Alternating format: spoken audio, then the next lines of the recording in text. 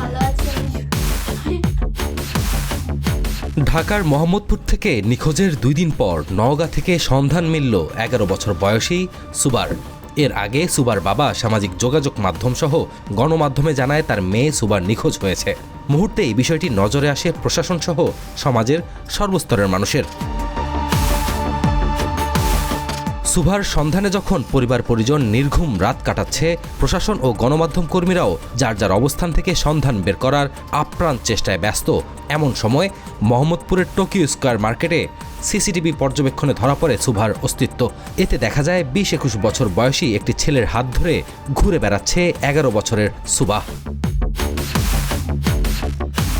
এ বিষয়ে প্রশাসনের পক্ষ থেকে জানানো হয়, তথ্য প্রযুক্তি সহযোগিতায় সুবার লোকেশন শনাক্ত করা হয়। এ বিষয়ে আদাবর থানায় সুবার বাবা একটি সাধারণ ডায়েরিও করেন। জিডির প্রেক্ষিতে এটাকে করা হয়েছিল, কোনো অভিযোগ না। আদাবর থানা একটা জিডি হয়েছিল, তার প্রেক্ষিতেই বিভিন্ন যে তথ্য প্রযুক্তিগত বিশ্লেষণ করে পরবর্তীতে তাকে অবস্থানটা শনাক্ত করা গেছে। এখন সে নওগাঁতে আছে আর কি। সুবাহকে পরিবারের কাছে ফিরিয়ে আনার বিষয়ে পদক্ষেপ নেওয়া হচ্ছে বলেও জানান এই কর্মকর্তা। এখান থেকে আসলে যোগাযোগ করা হয়েছে, তার ফ্যামিলি, তার বাবা মা, তারপরে ওখানকার আত্মীয় স্বজন যারা আছে সবার সাথে এখান থেকে যোগাযোগ করা হয়েছে।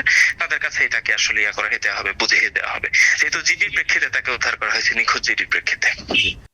আমি ভালো আছি। বলো, হাসা লাভ নাই তো, বলো বলো বাবার সঙ্গে কথা হয়েছে না? হ্যাঁ। সকালে কথা হয়েছে? তুমি বাবার কাছে যাবা না? বাবার কাছে যাবা না? বলো যাবো। যাব। মহিবুল কাদের, জিটিভি নিউজ।